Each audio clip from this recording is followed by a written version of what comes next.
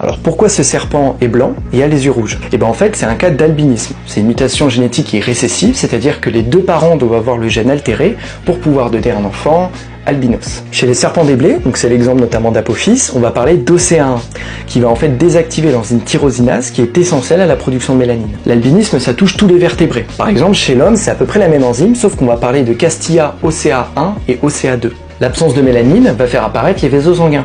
Et c'est pour ça que, justement, Apophis, il a les yeux rouges. Les écailles, quant à elles sont blanchâtres, des fois avec des tons un peu plus pastels, donc rose, jaune, mais ça dépend de l'intervention d'autres pigments. Dans la nature, Apophis, il ferait pas long feu, parce qu'il a vraiment un camouflage de merde, et il serait beaucoup impacté par les prédateurs. Et pour couronner le tout, il a une grosse sensibilité aux UV, ce qui peut lui créer des lésions, on va parler d'opacité oculaire. En captivité, il existe des centaines de morphes qui sont liées à des mutations génétiques différentes. Et justement, l'albinisme, c'est l'un des plus recherchés.